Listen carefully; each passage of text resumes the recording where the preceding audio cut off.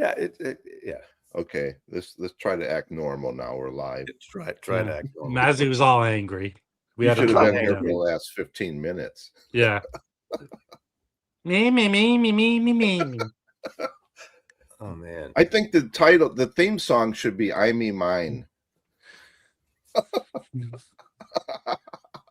No, you're breaking your heart. You're tearing it apart. So fuck you. Yeah. Spooky tooth. Listen, Mazzy's so worked up right now. I'm not He's nervous.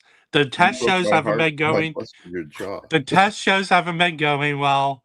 He's about to premiere on telling Saturday. me that everything I want to do is not going to work, and it may not. But I just don't want to do this. What that's Rob not does, what I said. No, he's offended. Or I don't know if he's offended. No, but that's not. I don't want it to I be said. just like a Rachel or Rob show where just hanging around bullshitting. It's going to be something. Be like a test here. This is our test audience. Again, I say this all the time. I say this all the time. It might not work. Good morning, everybody. I say this. Hold on. I say this all the time, and even Mazzy agreed with me. The subject you talk about is so secondary to the personalities on the screen. That's what it is. I don't think that's totally true. For instance, if like when you tell me someone who does. If you ask a question, let me answer the question. Okay. I didn't even ask. I didn't ask a question. I thought Brian's comment was good. Greetings, boners. Exactly. I'm not going to do what Rob does. Rob does it well. He hosts. We hang out. We have a good time in the morning. It's a great wake up call, like a morning. Yours zoo. will be all totally different than that. No one will have a good time. It's not gonna be like Westman's where it's one topic and we kind of do within that topic. I'm gonna have segments. I'm not gonna invite just all my friends to come up every week. If they come up, they have to have something to come up about. For instance, if Harry wants to come up and show his monkeys collection, it'll be his monkeys collection segment. In a way, like what Rachel does with Thor's Metal Minute, maybe. It won't be Metal Minute, obviously. Can you pause for 1 second, Mazzy? I'm bringing Jim to the stage, but I have a warning. Oh, yeah, thank you. Now, Jim, you have to have something that's pertinent to the. This is a Mazzy show where he has rules. No, you're asking me. If Jim wants, if I have Jim up. Maybe Jim and Bill will come up and the two of them will talk about Zappa and we'll have a segment about Zappa. It won't be the whole 2 hours. All right. Mazzy, we're just giving you a hard time. I know right. Hold on. Why would I ever do this? Here's Mazzy. You have to come up with a reason. So Jim comes up on Mazzy's show and he goes, Mazzy, thanks for allowing me this opportunity. I was the Hillside Strangler. Thank you. Thank you very much. Joe Williams, there might be a coffee, wine, martini segment, maybe. Will there be any? I want to give a shout out to Joe. Joe doesn't do a lot of videos, and Joe did his vinyl tag. And I tell you, I align probably more with Joe than you guys do. Maybe Harry does a little bit, but a lot of roots, a lot of blues. I know Rob and Jim like some of that stuff, but the country stuff, the rootsy stuff. I appreciate that stuff, and I like that. Will there be any drama such as, and Jim, the DNA test show you are the father? Fuck. Maybe.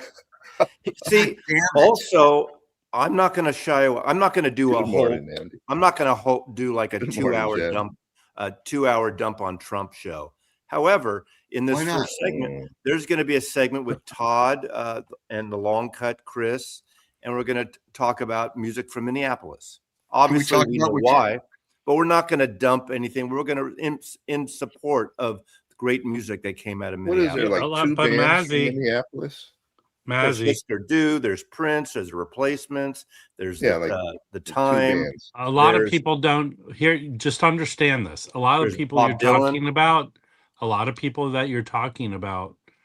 No, most people don't know these people. You have to introduce them. Probably. No, you're wrong. Most people who follow you don't know them, but they no. I don't. Hold on, Mazzy. I don't know what everyone who's watching here knows or doesn't know. No, they might. I don't ask them.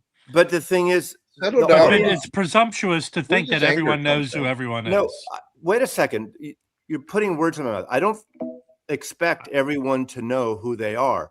However, I hope the people that are watching now, Tokyo Brian and Lavelle and Joe and Vinyl Piper, some of those people come over. But I have a whole other group of people that I know that are in a different segment, like cool Todd people, and like right? Chris. Some You know, I have, smart I, people. I have other Okay, friends. Mazzy, Todd, does he have a channel? Yes. Yeah, he he's does. Lost Mixtapes. He's the archivist's boyfriend. They No, live I together. know him. I know No, who he he's the is. archivist. He's got a very he's got fiancé. about 2,000 subscribers or something. Okay. You know, Chris the Long Cut, Fitz up in Canada. That's a different audience that they don't watch your show here. It's a different audience. No, Yes, Mazzy, please understand what I'm saying. I didn't put any words in your mouth. You're putting words in my mouth.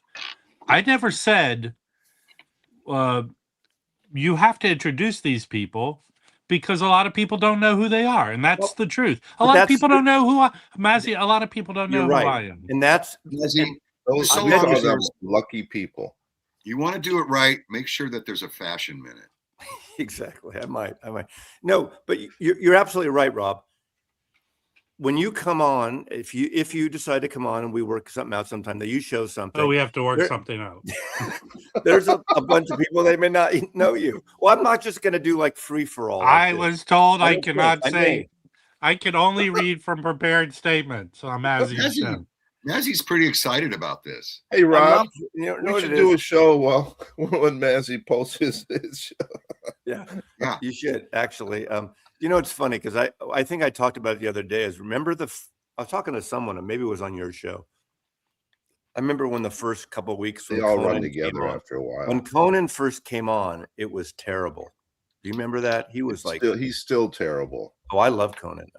Well, it wasn't terrible, but again, but he wasn't used to being on camera. Well, okay, Mazzy. Behind camera. Here is something you might not know about Conan. When he came on, he was given like 6 or 9 week allotment, and they reevaluated after each of those. Well, it wasn't until well into him being on the air that they gave him a contract and they made it a permanent thing. That has a lot to do with the psyche. But obviously, Seinfeld, I don't think was really good till the 3rd season, maybe after the 4th season. So everything takes time to work out. Yeah. But here's the one thing. I know what you want to do, but to kind of, my feeling is to put it out there with this, and this. Oh, I'm not. You're not giving it a chance to breathe. But I'm not putting it out happens. there like that. You're asking me what I'm going to do, and that's in my mind. It might be totally different. I'm not writing it out and formatting it. We'll see how it goes. Hold on. So here's what we do well here. I always just wing it. Not much. No. So Leland is saying, Leland posted something about Chad Fest, kind of tongue-in-cheeky, but asking information about it. So, and he said, well, based on what Leland's saying here, and I put a comment there. There was a post he put in which Facebook group did you put it in? The audio files? About Chad Fest, and now he says that the post was taken down. Why was it taken down? I don't know. Chad has, first of all, there are no official announcements, but Chad has talked about it on 2 streams. The interview he did with a couple streams. The one he did with Michael Fremer, and another one. He's October. He wants people coming. He said he's working on a thing with hotel and ticket. I mean, you're gonna have to pay for this. It's not a freebie. Hold on, I'm going to point out a stupid comment. How many times have you been to Minneapolis, Rob Walker? How many times have you been to the U.S.? Worry about the shitty town you live in. Yeah, okay? but you know, and Rob Walker, if you're going to investigate fraud, you don't send masked gunmen. Well, that's not what we're talking about, Mazzy. Well, he's talking about Minneapolis. No, that's not actually what Rob Walker's doing. He's making a weird comment.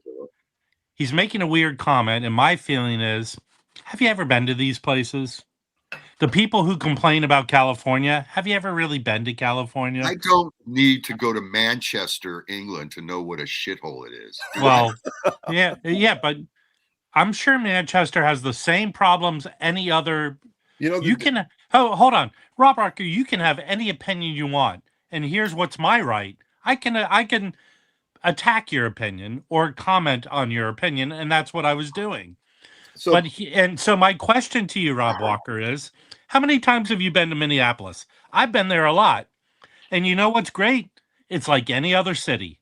Actually, Minneapolis is a weird city because it really is two separate cities. St. Paul It's Minneapolis and it's St. Paul. Yeah. Also, one of the most affluent places in the state of Minnesota is a suburb of Minneapolis, Eden Prairie. So it's like any other place in the world. And if you go there, it's upscale, wealthy people, and that's the way that community is. So again, my question to you, Rob Walker, is how many times have you been to Minneapolis? I've been there. Okay, so the difference between Minneapolis and Manchester, does anybody know? One's in America. They have dentists in Minneapolis. Oh. You know, and so another thing. When you go there, you have to drive like an hour south. That's like saying that it's full of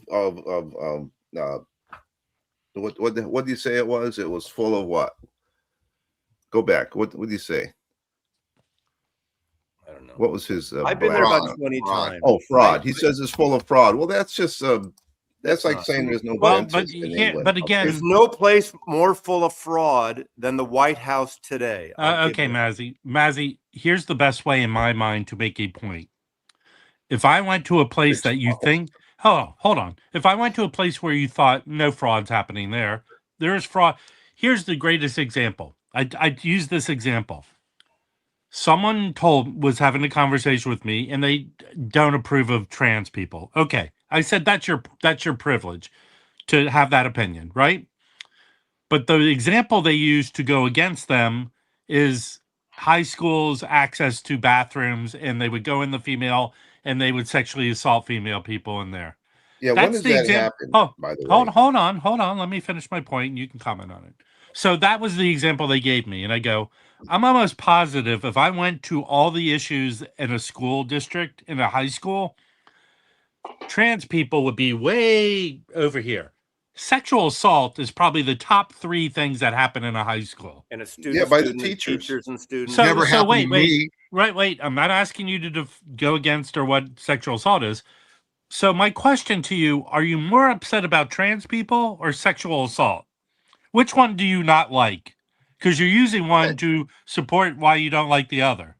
Why was no one even ever considering sexually assaulting me? That's what you said. Well, from what I hear, you sexual assault yourself daily. Well, come on. Somebody mentioned matcha. I can't stand matcha. Sorry. All right. So there's fraud everywhere. There's fraud here in the show. There's fraud. There's fraud everywhere. I'm nowhere near as tall as I can. Oh yeah, fraud. I can tell you now, there was a group of people. Soul Asylum and the Andrews sisters were from Minneapolis. Well, 2 reasons not to like. You had me at Andrews sisters. No, Prince. Come on, Mazzy. I said Prince. I said Morris Day. I said the Replacements. I said Husker Du. Yes, Husker Du's from Minneapolis. Hold on, you idiot. But Rob Walker, you're a good guy. Why do you choose to be an idiot? I was giving you an example. I don't think he chooses. Rob Walker, I gave you. I was. Kidding, hold on. I am not. Hold on. I am not support. It's your right to have any opinion you want. Okay. So I used an example of a personal example I had where someone was complaining about one thing, and they used something completely else to support why they didn't like this one thing. That's I used an example. That was my point. So again, if you can't stay with the conversation, don't participate. So if it's great if you Google bands from Minneapolis. There's tons. It'll give you a list of these bands, but know what comes up as one of the first videos? This. Oh, Wow. jeez. Is this what the Mazzy's live stream's going to be like? Hey, I'm milking it all I can. And the DNA shows, Rob, you are the father of Jim's pig. Hey, Yes. on my show someday, I may find out who my real father was. Hey, I didn't get my T-shirt yet. It takes a couple weeks, those on demand. Yeah. Oh man, I needed it for That's bullshit. for a wedding. Oh, Harry. For a wedding. Harry. You just ordered You it have to 2 days ago. You have to understand, Harry. The tiny hands of children can only make so many T-shirts. Yes. Well, once you said they had the Rachel and heavyweight, Stu can only make so many at a time. once you said they had the heavier cotton, then I said I'm in. Well, they do have it, but that's Yeah. I prefer the lighter ones. You like the girly shirts? I understand. Yeah, I like the girly one. So I have both. You There's like both to let options those now. nips show, right? There are both options now, but the hat is one size fits all. You know, I mean, here's a great example. The news follows what people will watch that incites their I don't their want to their feeling. So wait, if I really let's just say car accidents. I think car accidents happen all the time, right? If I would make a video, it would be banana. Car accidents happen all the time. If I got a camera crew together to just drive around LA filming car accidents, and then we edited a video together and put it on the news, oh God, people would be freaking out. Don't go to LA. There's the amount of car accidents. Because that's what happens all the time in LA. How can they have accidents when they drive like 15 miles an hour on the freeway? Because when traffic starts moving, someone speeds up and they don't slow down and they plow into the back of someone. Dan, I don't think I knew that Trump's father started in Seattle. I don't think I knew that. Did you know that, Harry? No, I didn't. How can that be? Well, someone wasn't says he Dan I thought he was says, a New Yorker. Wasn't he no, the mom I'm sorry. Wicked Exile says, Maz, are you where the Trump's grandfather's first fortune was made in Seattle running a restaurant and a brothel? I did not know that. Is this what the Mazzy live stream is going to be like? Misreading comments? It might be. And I will see. You know, I will say this though, Rob. Yes. I bet you Mazzy will pay more attention to the comments than you do. Well, let me say this. That's 75% of this show is comments. I love being attacked by someone on screen with me. Let me say this. I will try. It might take me a while to get my bearings, running it. It might take a while. So, Harry, eventually I will pay attention. Are you going to do it solo, or are you going to have an engineer or a producer? Or right now solo, but I'm having some guests and things. Oh God. It's an inaugural. Coffee Dave be the producer off screen. Coffee Dave will show up at some point. I don't know if he'll show this week or not, but I don't think Mazzy needs a sidekick as much as it'll be from the record library, so it's a good acoustically treated room. Not really. You should do it like they did on Seinfeld, where Kramer sets up the whole stage and brings people out. I could do it at my desk down in my office and have a desk and just throw my pencil around. Let's take the conversation down to just regular stuff. So, to Harry's point, Chris is asking. Chris, Jim, and I went to Freak Beat. They do twice a year an anniversary sale. I would have to say the last 3 ones he's done, there's been less stuff there. But I always seem to find stuff. Stuff is anything under, was it $9 is 50% off. Everything's 20% off after that. So I did find some stuff. So let me make myself big. And I do have a stack of stuff I picked up over last week. I found a Desi Gillespie autograph. Cool. So, but on the back, there's other writing, but I really can't make out the signatures on here. They don't seem to be John Lennon's signature on the back. Well, it does look. It doesn't seem to be anyone else on the album, so I don't know who else is on there. But that is, I looked it up. Either that's a great forgery. He did seem to sign the year with a lot of his autographs. So this probably that was cool. And then on the wall, he had these for a while. I picked up 2 Chad pressings, 45 RPM records. These are analog productions with the wide mouth covers. They're not gatefold. And both of these albums seem to be recorded around the same time, same similar lineups, and they're excellent. So Sunny Side Up and this Lou Donaldson, This Is the Right Time. An OG of this is some pricey money. So that's what I found there. Jim and Final Piper did not pick up anything there. So there you go. I was there Addressing for the comments. I don't buy records anymore. I'm Yeah. off records Well, onto okay. cassettes. When we went to Atomic after that, what did you pick up? A record. Thank you. What did you pay for it? Because there's a video of a guy running out of Atomic with a record. All right. Why don't you show what you picked up? Because that was kind of interesting. Picked up this 45. It's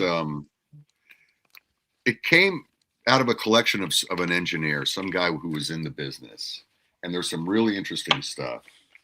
But this Junior Mints, Redunzel, and Inca Rhodes, I'm wondering if he had anything to do with it. So it's a bootleg. Yeah. Did you listen to it? No. Not what yet. the hell? I've been very, very busy. They put the label on sideways. They put it upside down. So, oh, there. Yeah, they put it in upside down, but I fixed it.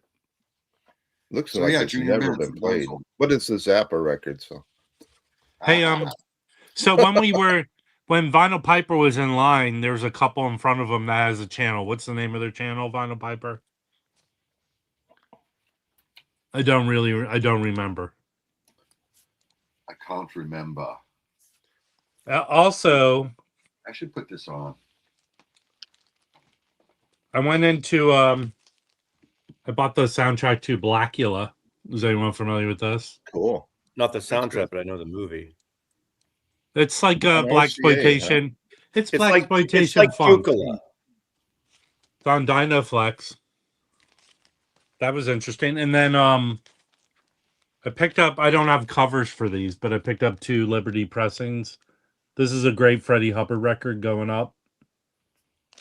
Now, how can you tell the first labels as opposed to later labels? Well, this one, I think this one came out in the early 60s, so this would be kind of an OG Blue Note. So if it says Liberty, it's a reissue? Yeah, 100%. Well, if it can't, okay. It depends on when that would be a good thing for a show. I'm answering Harry's question. I have another record. So this Art Blakey record, The Witch Doctor, it came out as a Liberty. So this is probably an original. Okay. So I would have Rob come on and show labels and the best of. The problem is everyone who really know Blue Note would come on and tell him he's wrong. Okay, thank you, Mazzy. I hope to do the same thing when I'm in the chat of your live stream because I'm not permitted on screen. So, but again, to Harry, I hope he doesn't read the comments in the chat. Harry, so this Witch Doctor, so Liberty owned Blue Note, and they were still putting out original records. So there are Liberties that are original Blue Notes. Does that make sense? Okay, so let's see what this link is that Chris put up. That's the channel of the people. Married to Vinyl. Right now I'm on my iPad and it doesn't seem to be able to sub them up. It doesn't look like I can share a screen on this. I haven't figured out a way to do it. So I'll pull it up on my phone. I was expecting this, young couple in their 20s maybe. No, they're probably 40s, late 40s-ish, I think. So they were in line. They were very nice. Here's both of them. So go support their channel. Go there and sub. Can you imagine being married to a record collector? And I mean, both of you collecting? That's the definition of heaven right there. Well, except if there's a divorce, who gets what? Right. Here's one of my favorite. Why are you looking for the... One of my favorite breakup stories. There's a guy in Seattle. Oh, this story. Who he had a bunch of records and he was living with this girl and he came home one day and his girlfriend had written his name on his records. So that's fucked up for two reasons. Obviously, she wrote all over his records, and number two, she's getting ready to break up with him, right? Separating the records out. 10 years later, this guy opens up a record store in Seattle, and for the rest of his life, these fucking records with his name on them are circling in and out of his store. And every time he sees ones, he's like, oh. Hey, you know this record, Mazzy, right? Yeah. That's Warren Zevon with REM backing him. Not Michael Stipe. Right. Because they don't need a singer because Warren Zevon sings. It's not a great record except for They're Raspberry covers. Beret. Raspberry Beret. It jogged okay. my memory. This came out in 1990, and I was thinking when I heard Raspberry Beret, I remember this band because they played it a bunch, at least in DC. Yeah. WHFS. They played it a lot. So. There was a reissue or a record store day a couple years ago of it. I think it was last year, but this is an OG. OG. Yeah, it's a good record, but it's not a great record. But no, but it's a rare. The originals are kind of rare. Yeah. So this Saturday, 9 a.m. to 1 p.m., Uwe and myself are doing a record sale from my garage. I've got about 10 boxes of records in person. I don't know how many he's bringing over. In person or on like a live stream? In person. Yeah, I put it out on the internet that there's a sale and there's a record sale. Did you do it's like all stuff I'm going to take to the next record show, but it's a chance. Do like Craigslist and the local whatever. Yeah, Craigslist. Facebook. Did you put it up on the Swinging Singles website? Yeah, the Raspberry Beret cover is great, John. It is, but I think it's mostly covers on this. No, I don't think so. I don't remember now. Manish Boy is not a cover. There are a few covers, but you know. Walking, I think it's mostly covers. Okay, I don't remember now. Sorry. It's Warren Zevon, and you don't know? Yeah, it's a very loose album, as I recall. No, they probably jammed together for a day and recorded it. Yeah, and Warren was probably drunk off his ass or coked up, you know. So, I went into Safari the other day, and they had a ton of classic records, reissues of classical records. So I picked up a bunch, and these were they were selling them for like half as much as they go. I was surprised that these didn't go for more than they go for. I have an original of this. Not many Everest titles are like audiophile. This is a classic records reissue. Sounds excellent. I ran into Harry Lewis, who comes in the chat. He's a big classical guy.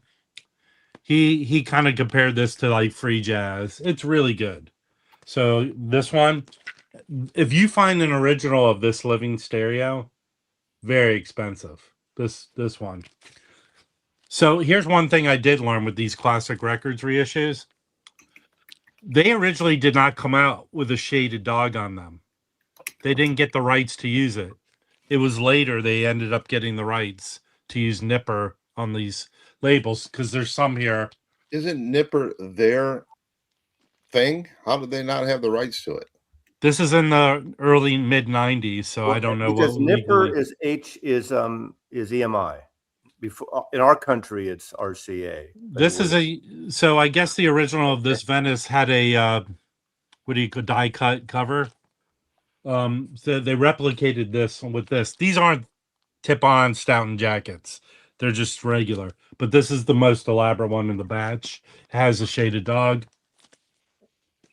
So some of these, 3 of these I thought to look, are the Clarity vinyl. Are the Clarity vinyl ones. So they're the translucent vinyl. And those I thought were more desirable. This is a very desirable living stereo, and I listened to it. It's excellent. But here's some other ones. Is this one with I want to pull one in No Shaded Dog. This is a very desirable record here. Even the mono of this is desirable. because it was like recorded on 35 millimeter tape. Film. And I think some of these were like they had the 35 millimeter tape. An original of this is very expensive, but I'm trying to see Did some you of just them. go Venice? Okay, here, this is one they put out without the rights to having Nipper on So there. what year may that have been? These are all late 50s, early 60s, or most That's of pretty these. clean for a 50s record. Here, nobody this plays. if you find an original of this crazy money, I have at a garage sale for $1. I found an original Canadian pressing of this, but this is a Clarity vinyl pressing. And I think I bought a here. reissue of that. It's excellent. And then here, this one was sealed, so I don't know what's inside of this. Still sealed. And then here's the last one. There you go. Interesting find. They just announced in the last half hour a new single and a tour, and there's going to be an upcoming album from the Claypool Lennon Delirium. He's playing up here. I looked on in Redmond, so it must be at the Maribone? What's it called up there? Harry, that Merrimore Park. Probably Merrimore Park, I would guess, because otherwise, I doubt they're playing at the Microsoft. I've never been to that venue. I have no idea what it's like. I've been there like 4 times, 5 times. I saw back there.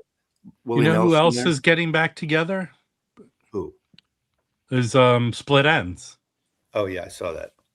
I have an autographed copy of their first American. They did an in-store at the store I managed, and they came in, and like it was like Arnie Fufkin. Like 3 people showed up, and there's more people in the band than them. And we all went to see him at the boarding house that night. That's when they dressed up in those wild outfits. But I have that first album. What's it called? Mental Notes, the American cover configuration with the pink cover. So I have an autograph inside that picture of them. But I'd like to go see. Never mind. I was going to say something. I don't want to offend Rob. Did you find this, Rob? Yeah, that's an original. Yeah. Oh, you didn't get. Yeah, this is a cool cover. But can you open it? The die cut. Oh, he's not. You don't listen. I did watch this morning the conversation for the Jazz Bums conversation with yeah. Here, I'll post a link. Jazz Bums have a new video with Strata East. Strata and East. Kevin Gray. Kevin Gray. Yeah. Pretty cool, huh? The coolest thing about this record, though, is okay. Hold on. What this Herkimer? What the fuck are you talking about? Well, wait. Let Jim finish, and I'll pull up Herkimer. Talk, Jim. At about a minute and a half into this record, yes, you can hear the subway underneath the venue rolling through. About a minute and a half, minute and 30 seconds. Maybe it's timpani. I'm gonna have to after the stream. I'm gonna have to do that. Recorded at Covent Garden, and the subway went right underneath the venue. So, yeah, this is a good record. When I first found this record, I was offered $350 for it, and I said, "Nah, I'm going to listen to it first."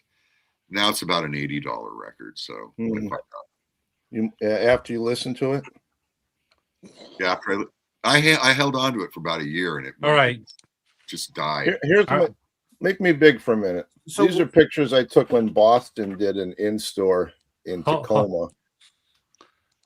Hold on. I remember Boston. That's one afro, man.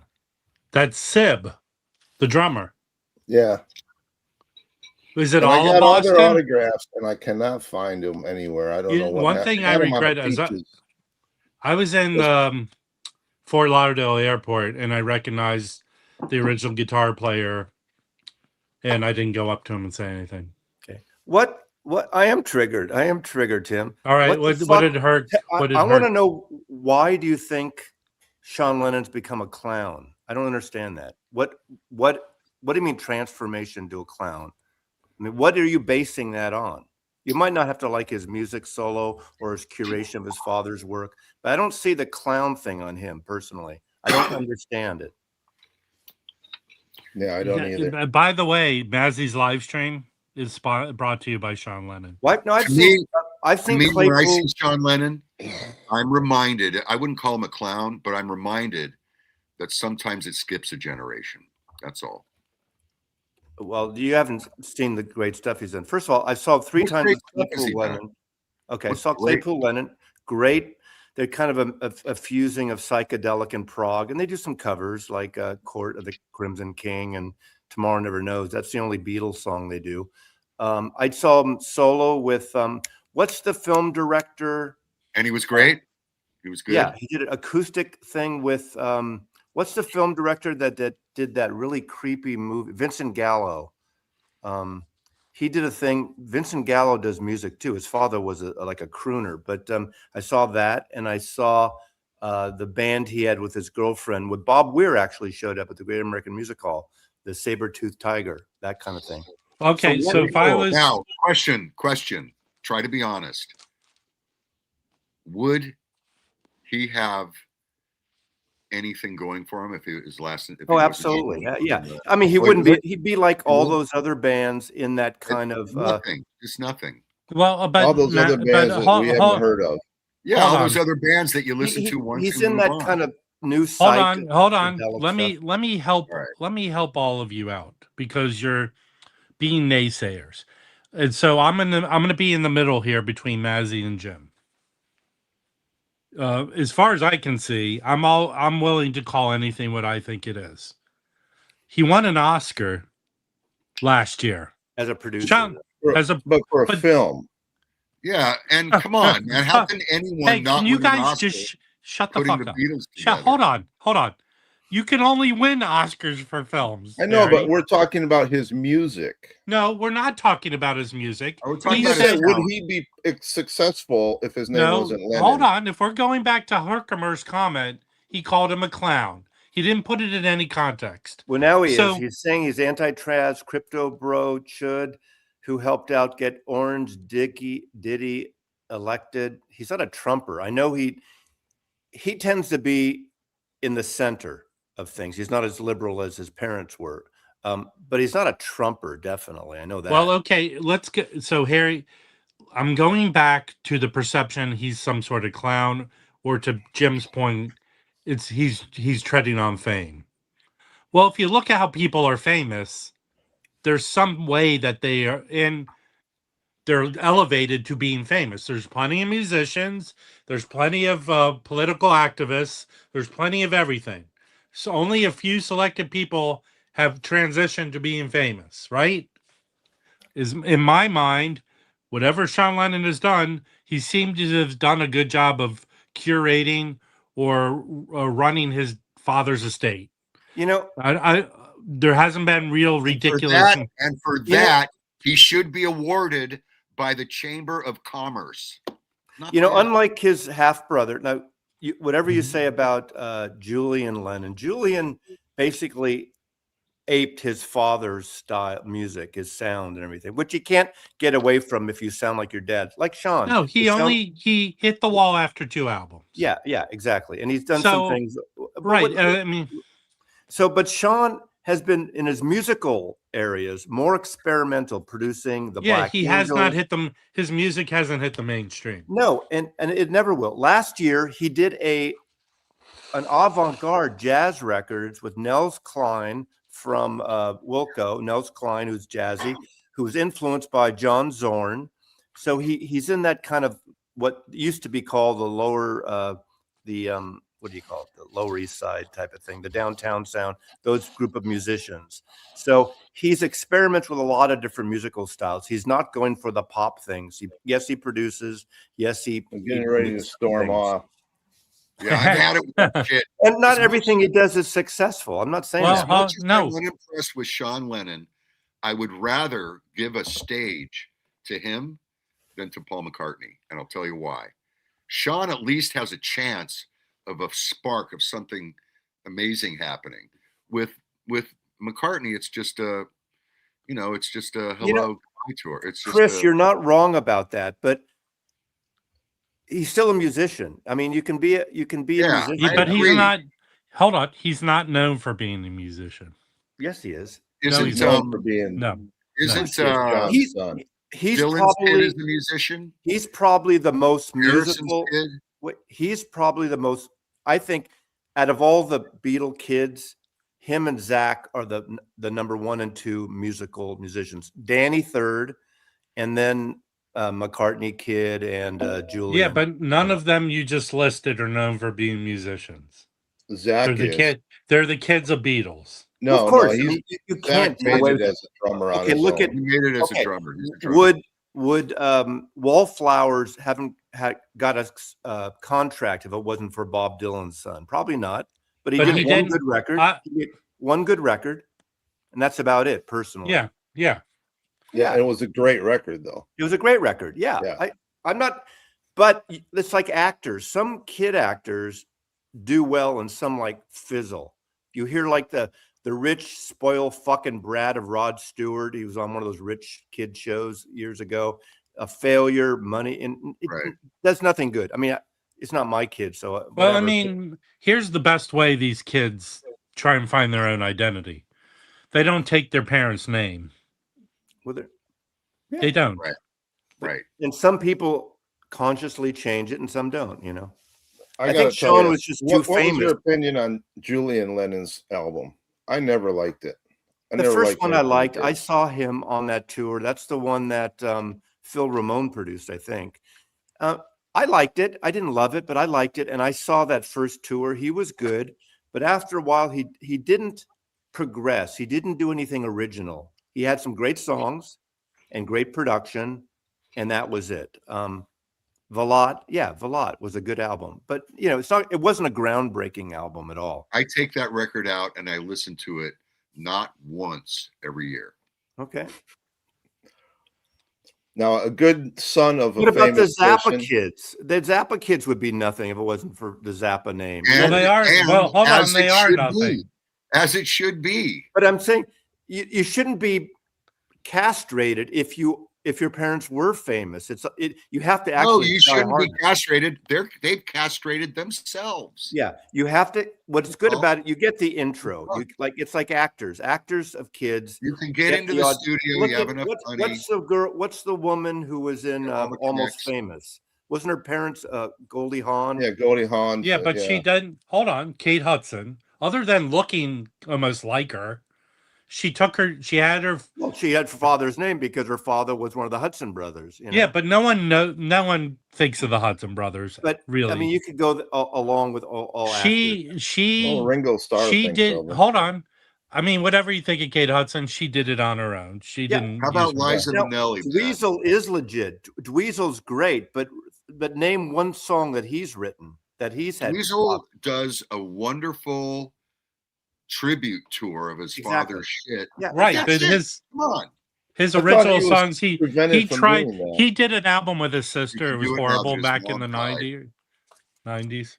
Yeah, Tom Hanks is okay. Colin Hanks. The entire there's no more Zappa Family Trust. It's all universal. Yeah, and what about Liza Minnelli? Jeez. Yeah, man. Liza. Come on. The thing is, it's like everything else. I mean, there are some great Nepo babies and there's some terrible. It's what they do with it. If they're just going to ape their parents. Well, I mean, are there for every good Nepo baby, there are 70 that are terrible. It's not an automatic thing. Probably. But that's like in life with everything. Every band that starts out, how many are good and how many are terrible? You don't have to be a famous parent. Or musicians doesn't mean. I think the best thing, Harry Melcher. The worst thing Liza Minnelli ever did was Arrested Development. Was she in that? Oh, that was awesome. She was hysterical. She was in the last. I missed that. She was in more than great, and some of it was not. Yeah, Ziggy Marley. First of all, Harry, here's where you're wrong. She was in more than the last season, and it wasn't like her character took up a bunch of an episode. She was a very secondary character. She was a character that had vertigo and fell down. Jeff Bridges is a perfect example. Look at Jeff and Bo Bridges, the Bridge brothers. Their parents. It depends. It really depends. Sometimes it works out. Most of the time, it doesn't. Look at me. My father's super famous, and I just shit the bed. Was he arrested and put in jail too? Ethel Berman. Yeah. Hey, I'm glad because this sounds like a topic that might be better. What about This Willie whole Nelson's topic- kids and Willie Nelson's kids and Ricky Nelson's kid Nelson, the band Nelson? Okay, what about we watch this every night. What about Little Ricky, Lucy and Little Ricky? Exactly. Come on. Oh, hold on. Again, you're wrong again, Jim. Little Ricky was not played by Desi Arnaz Jr. Well, Ben Stiller, good example. What? But That wasn't the real kid? And hey, I hate to break this to you.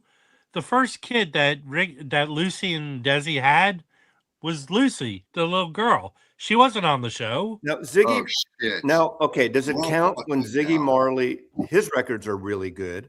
But with reggae, it's all the same anyway. It's a chunk. Wow. Oh, my gosh. But technically, what a bad understanding of reggae. I think you are just grasping at examples, but there are plenty. Of course. There are plenty of successful people. Yeah. There are plenty of failures. I have 5 kids. Let's stick with Sean. Sean Lennon, to me, is the curator of his father's estate. Yes. He's the spokesperson. Yes. If anything, I remember him being like a social activist. Yes. So, not a musician. It's like musician is way down. Well, actually, here's an example of a guy who did better than his father musically. Gary Lewis. Actually, Sean started out as a very good musician, but I tell you, out of all the kids, the curator, Sean does the best curation of any solo Beatles work. The Lennon estate, Sean and Yoko, but now Sean does much better than McCartney on his own does, and his group does better than Danny Harrison, certainly. And Ringo basically has nothing in terms of that. So, yeah, I agree. Next, it's the same with sports too. You could do that with sports too. But Sean here's the deal. Sean has had a very constant and continuous great musical career, but he hasn't tried to get into the public mainstream of music. His music thing is alternate, is indie, all the stuff. He's not trying to, the situation that Julian had. Julian was signed at a time by a major label. It was a big fanfare, and it was released as the son of Lennon. Whereas Sean put out a bunch of records over the years, did some stuff with Siba Mata, did some other indie things that were basically, unless you followed Sean's career and the Beatle Kid career, you didn't even know about the stuff he was putting out. And some of them are excellent. No one knows, but okay. People do know. Yeah, let me speak to this point. Sports is big for families that do it. But Andy, you have to admit, any kid of a famous athlete that becomes an athlete, even regards to the famous athlete, the greatest athletes are bred through families that promote them being athletes. I was a coach's son. I was a blah, blah, blah. So that's, to me, maybe the father didn't get a chance to be big. He didn't make the majors. But like I grew up with the Cal Ripken and his father and his brother. So that's sports to me with nepotism. Well, it's like the old grandfather Trump and his son are both fascists. No, but they can't. Racist. Sports is like a different comparison with nepotism because they come from a culture of sports and a family of sports, of athletes. So that, I mean, I don't know how you can compare it. It's the type of athletes like Magic Johnson, okay? He had a career, but the dude he was smartly a business person from the get-go, got good advice, right? And became a billionaire differently than Michael Jordan became a billionaire. Real estate, most. Anyway, there's No. There's going to be a new Claypool Lennon album. We'll see if it's any good. Magic Johnson. One of the first endorsement things he got was from Pepsi. You know what they gave him? What? They gave him the DC area bottler from signing his endorsement. So Magic Johnson from the get-go was a smart business person. He owns he's got a piece of everything in LA. Well, no, after he everything. Yeah. Good for him, man. 50 Cent. I'm going to go back to Lennon. He sold water. going back, You're correct. Claypool Lennon, they did 2 albums and an EP, and they're excellent albums. They each have, I think, 1 cover song, maybe 2. There's an EP with the covers. Yes, I read Outliers. They're good albums. So, and it's been a while, and they tour every once in a while. They're a side project. Thing about Sean is he does all these different quote side projects where he plays on a lot of records. He's been on comp records. He produces some records. So he's continually in the realm of music. Yes, he produced that thing. That was a family thing. It's easy to get noticed when you're, playing Imagine or Happy Christmas War is Over. I mean, that's a great start to begin with. Not to take any away from that. I know your friend worked on that Wax. That was an excellent animated short, and it deserved to win that year. It also helps having that John Lennon song, obviously. But he did a great job, and he brought good people together to do it. Again, a good curator of it. Yes. But I can tell you, he was creatively involved. Yes. No, and I'm a fan. I'm a fan. So I don't agree with all his politics. That was a good one, Jeff. Anyway, but I can get by him because I think he does more good than some bad personal. Wait a minute. We got to move on to this Bob Hope shit. Yeah. Bob Hope owned most of California.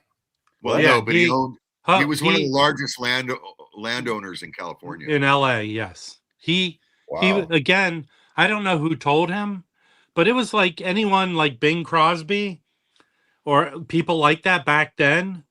They invested heavily like in real estate and stuff. Dinah Shore Bob Hope owned basically the entire probably when you could, when it was affordable.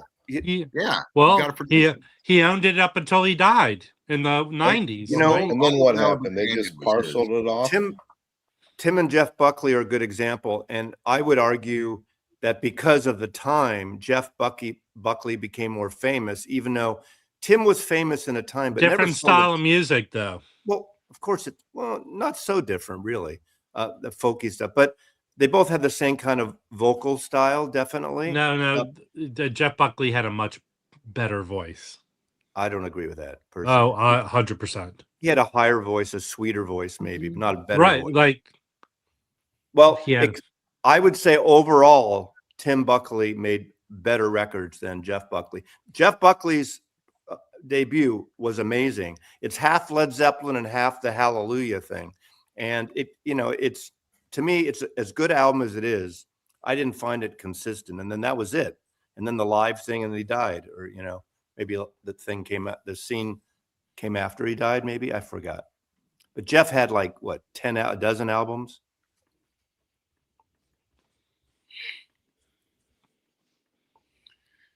Okay, I've had enough of this stuff. Was excellent. Outliers. Yeah.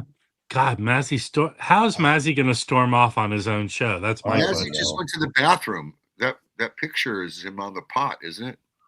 No. What is that? That's the picture Rob took. That's the picture Rob took of me at Amoeba in front of the country section. Yeah, now that's the logo of your live stream, right? Am I gonna get credit for that? Don't know why, but it looks like you're on the pot. I'm on one of those low benches. Come on, ice cream. After you have the hot food. Yeah, how will wrench status be determined? Oh, that's a good question. Going to be? I have no idea. It's going to be like a pardon. You have to pay for it. Live audience. That's where I need help. I might need help. You just charge for it, Mazzy. Jeff Buckley's debut is amazing. I don't think it's consistent. I fear that you need to have moderators to begin with, Mazzy, because of the troublemakers. Do you want to moderate? I've got 3 different IDs set up. Do you want to moderate, Wax? Troll the fuck out of you. What time is your stream?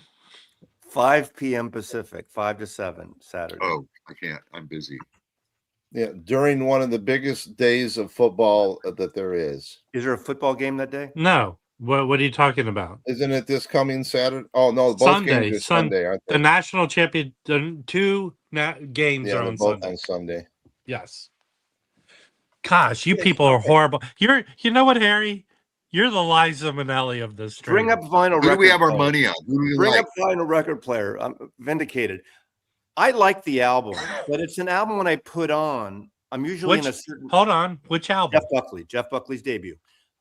I get in a mood for that album, and I love it. I love the album, but it's all different directions. He does his Waylon thing like Zeppelin on half of it, and then he does the more.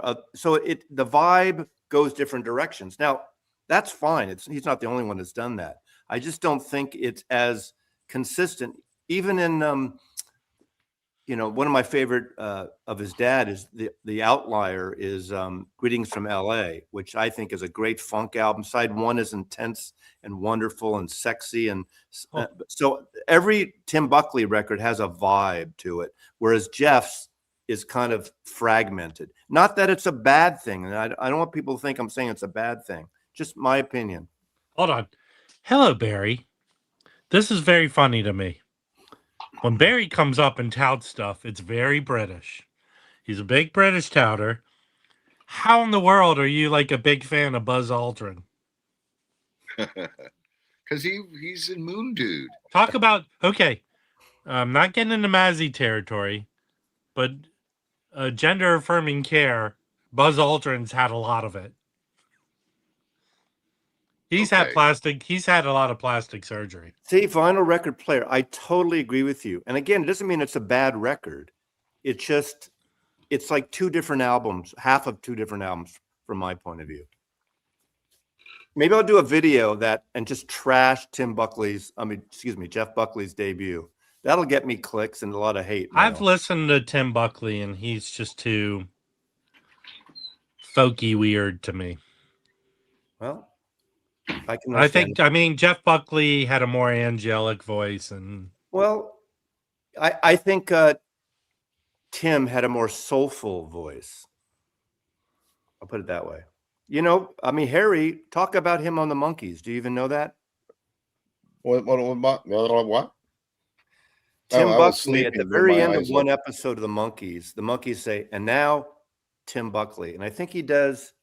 What song does he do? He was on an episode of the Monkees? Yeah. At the very end of it, he sings a song alone on a stool with a guitar.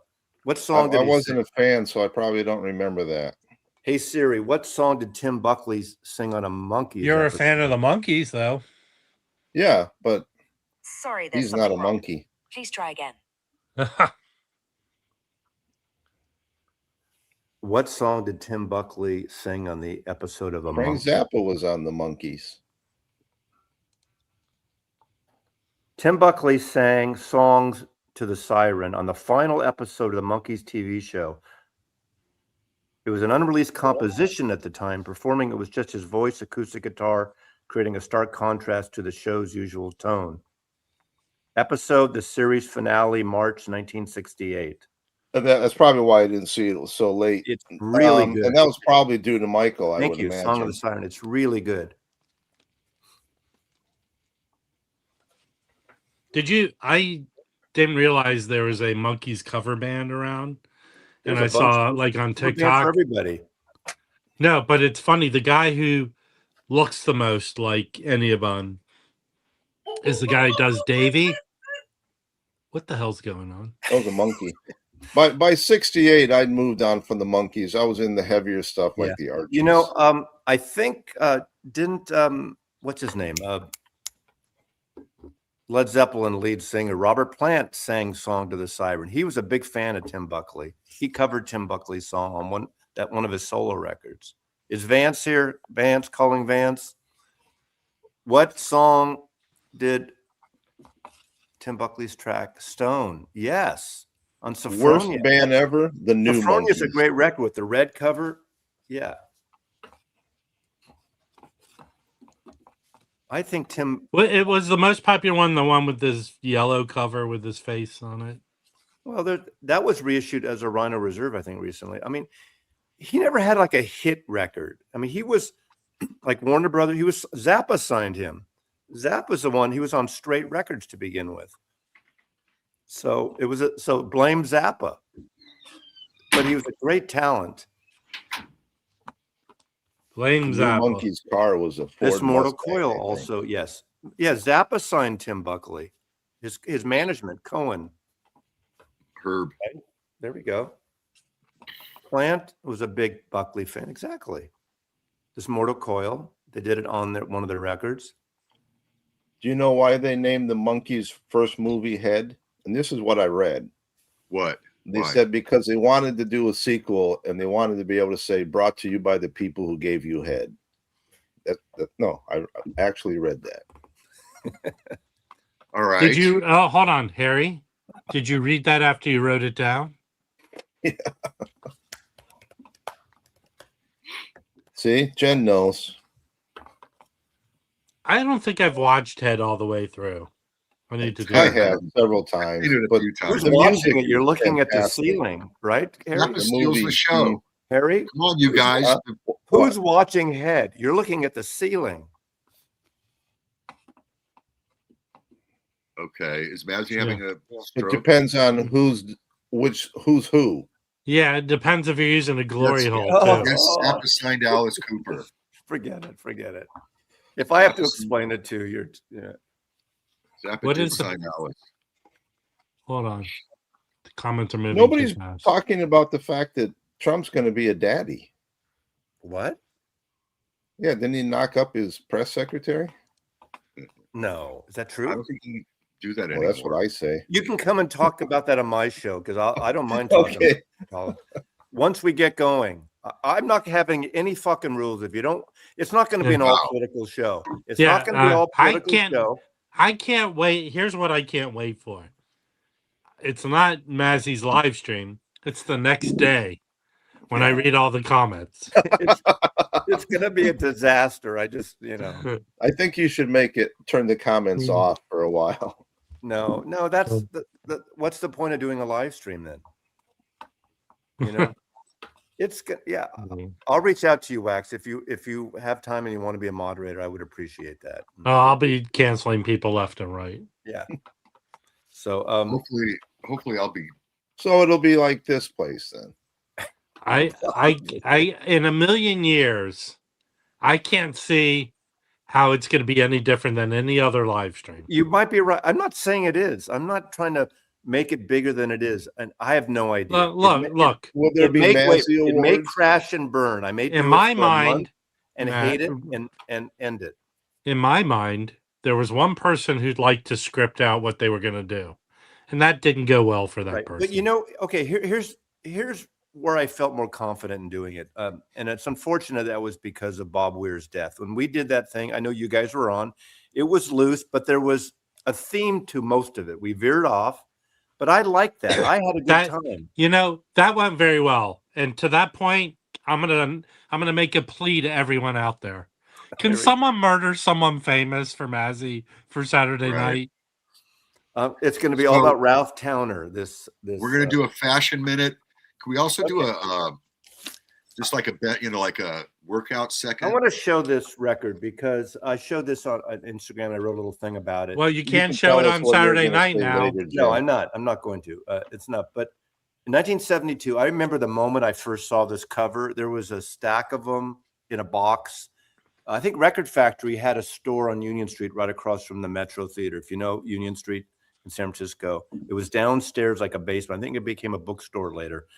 And I saw this cover and I kept, in those days, this is before I worked in a store, and I'd look at things, and then I looked at the back and I saw this, and I looked at the instrumentation like sitars and oboes, and it looked jazzy, classical. Vanguard's a, kind of a bluesy folk label. And so I bought it. I hadn't heard a peep of it. And it's a chamber kind of music. They call it New Age now, and I hate the term New Age, but it is jazzy. Of course, it's Ralph Towner on here. It's the first Oregon album. Later, they would go to ECM. I think they did one other label before ECM. No, they were on Vanguard. They did an album with Elvin Jones. Let's be honest. How many people in the Peanut Gallery even know who this band is? Oh, a lot of people do. They're a jazz fusion band. Yeah, but they're in that, and you can't sell their records. I've tried selling them. It's very well.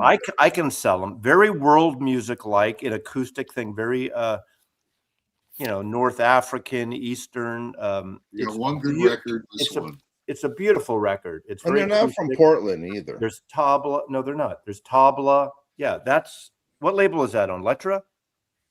Yeah, this is the good one. This is their good record. Well, this is a great record. No, that's a good record, yeah. But this is this is the only one that's necessary. That's before they went to IMHO.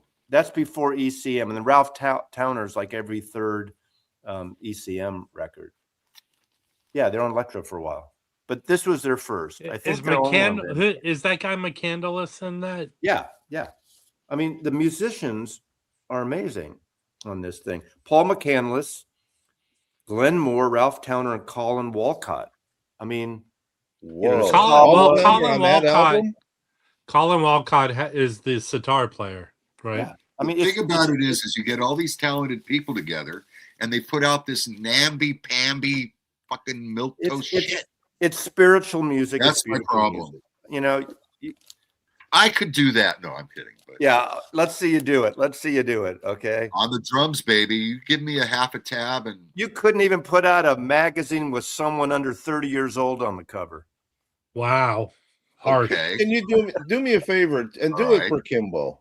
Put Sabrina Carpenter on the cover, will you? If I put Sabrina Carpenter on the cover, that paper would move. Yeah, there's about a dozen Oregon albums, maybe paper more. I ever did. I'm sorry. This is a beautiful record. I'm sorry. Yes, you can get it cheap. Buy it cheap. Beautiful record. It's consistent. Not like that first fucking Jeff Buckley record that's all over the fucking place. This is a beautiful record. They're an East Coast outfit. They're from the East Coast. How'd the interview go, Harry?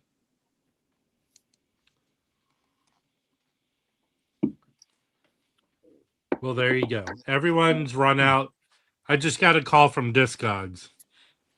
Their albums are flying off the. They sold out. You know what's actually they're like, Tom. I mean, not as they don't have the rock sense. Think of Pentangle a little bit. They're a little like a softer Pentangle, a little bit without the vocals. Oh, that'll make people wild. Oh no! Yeah. Pentangle's one of my favorite bands. You took Pentangle and just took all the energy out of it. Hey, we have a lot of people here.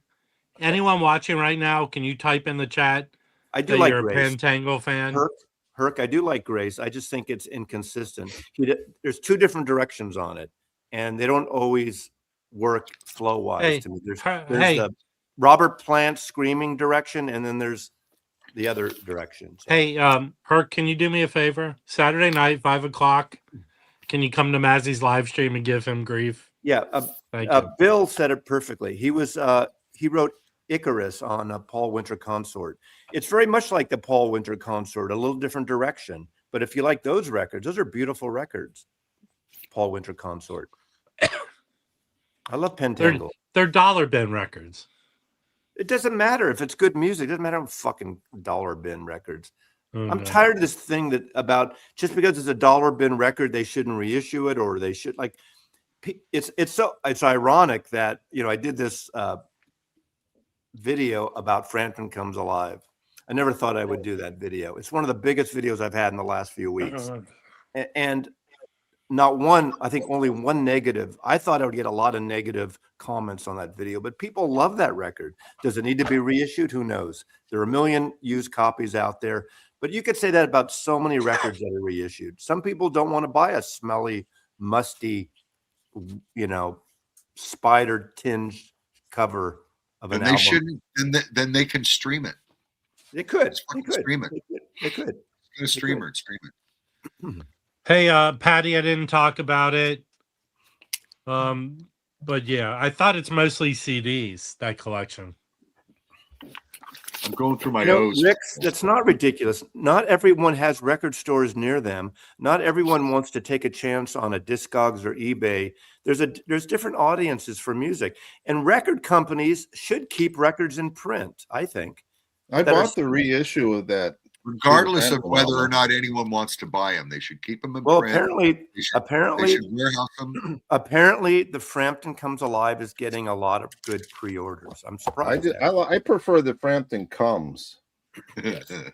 I'm surprised it's getting. I prefer the Zappa version. You know, I have it's been in getting you. it's getting Go ordered. ahead and roll over. It's like Fleetwood Mac Rumors or the Fleetwood Mac albums. There's a million of those, but they still sell. Hey, Eagles records still sell. hey, I you agree, brought those records still sell, but a lot of them Massey. don't. Mazzy brought up the Fleetwood Mac. I saw an interesting post. Oh, that right. Yeah, that I didn't know this existed. So this is from a record store in Southern California. It's their Instagram, White Rabbit. This Fleetwood Mac was when I guess it became a number one for 31 weeks. As a thank you to employees, they made a 250 pressing of this with this cover. Did anyone know about this one? It's No. $1,000, right? Yeah, they're trying to sell it for $1,000. Well, I don't there's know only if it's worth that 250 much. of them made, so But it's only the cover. It's not like a different pressing or anything. But a lot of people, hey, doesn't matter. the Butcher cover is only the cover. There's a hell of a lot more Butcher covers than there are of that. Yeah. Oh yeah.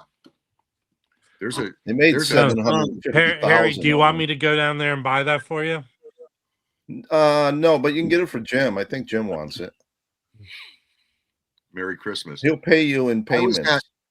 Here's something frightening. I was at Beetle Fest when it was here in Long Beach a few years ago, and there was a guy there, legit guy, and he started peeling yesterday and today with no Ringo thing here.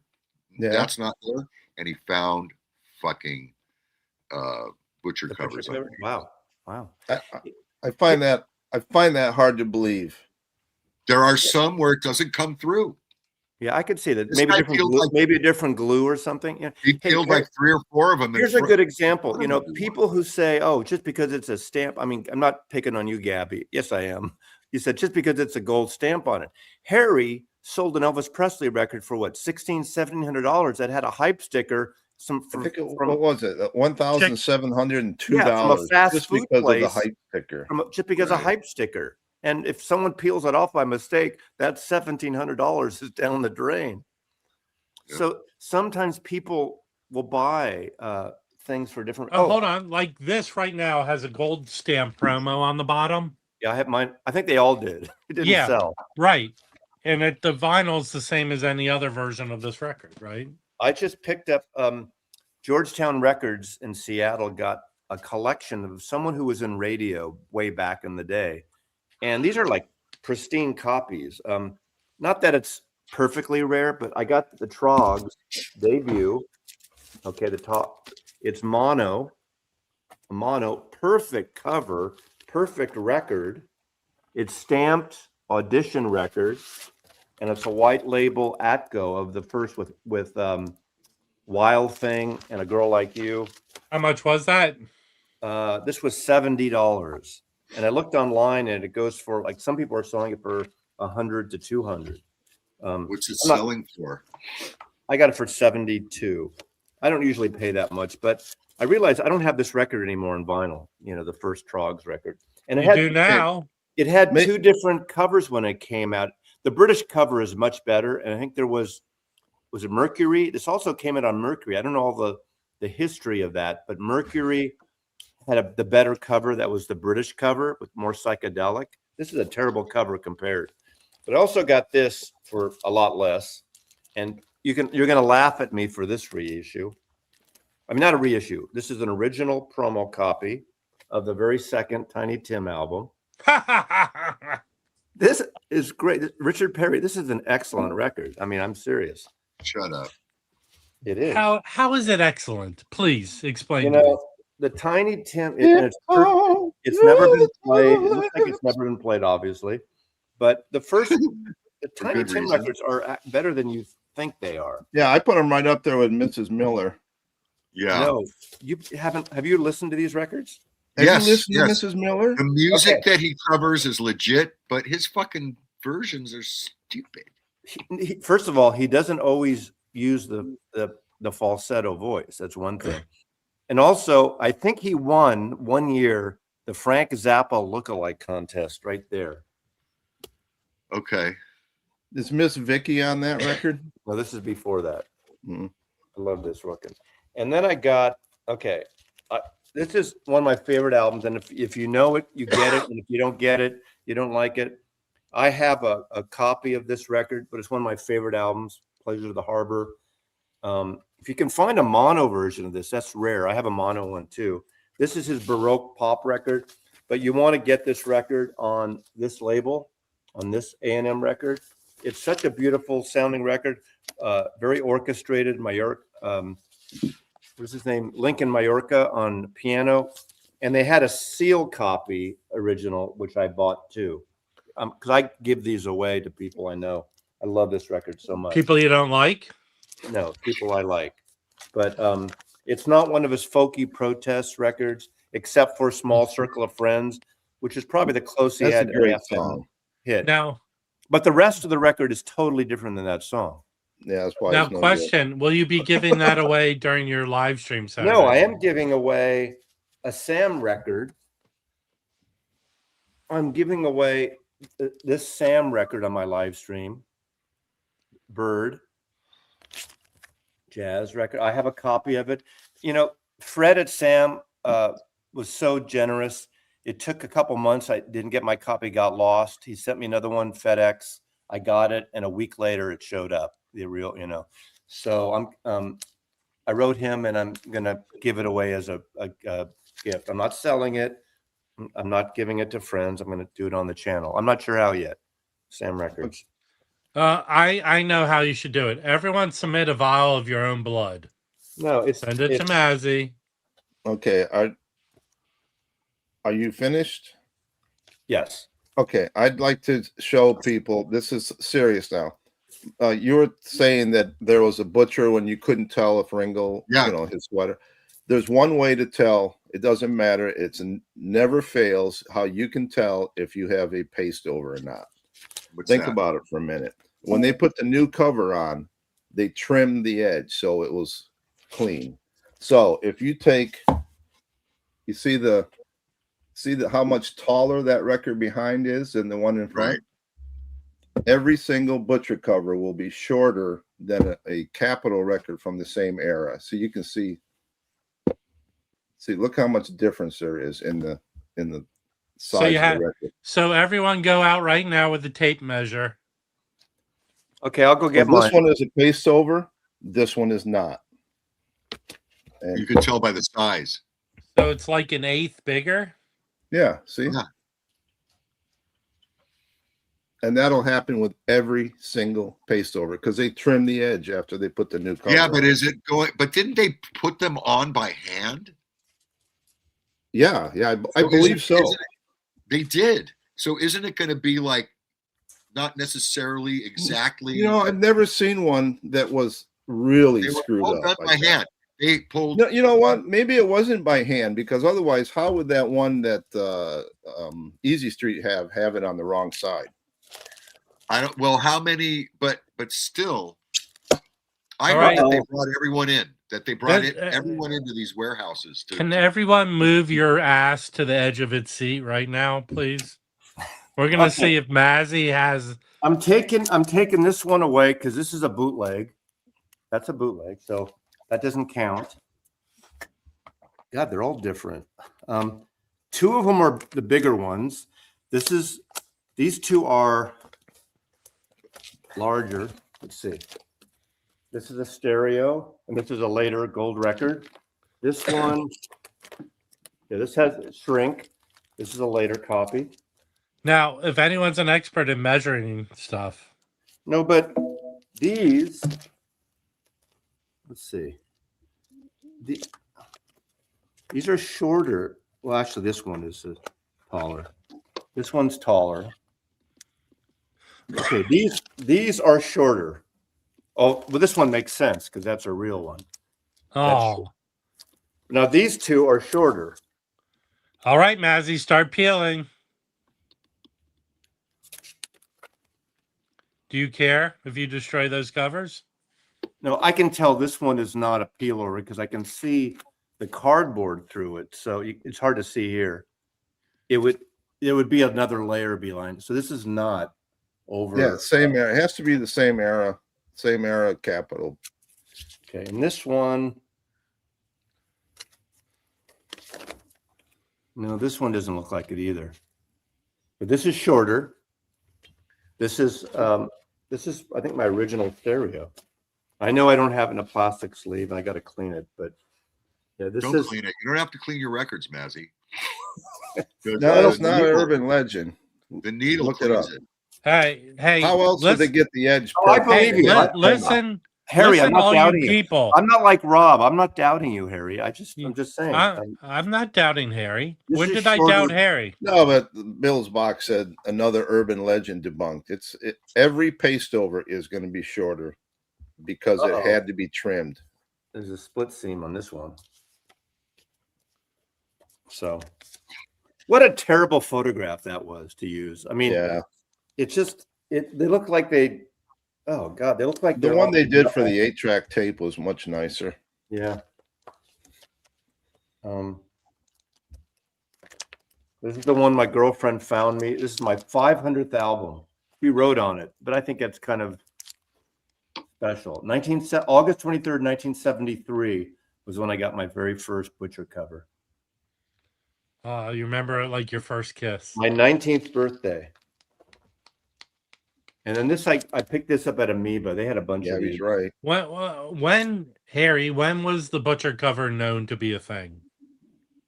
Well, they wrote about it I in don't know when it 66. became common knowledge. When I did it knew become- I knew around 75, 74, because you saw pictures of them, Well, I remember in 66 they talked about it right away. I mean, I remember that. I wasn't on the net then. I wasn't either, but But when did people start peeling them? Don't know. I knew in the 70s people started peeing that. It's funny. My book buddy, my book co-author David Bacon, we were at his house, I think in the late 70s at his apartment, and we were talking, and I was saying something, and he had no idea. And he knows more specific about Beatles shit than I do. He had no idea about the paste over thing for some reason. So we go into his apartment, and sure enough, he has one that he ended up peeling off, and it was a Butcher. Yeah, that's a bootleg too. Yeah, this is what they use on the 8-track cover.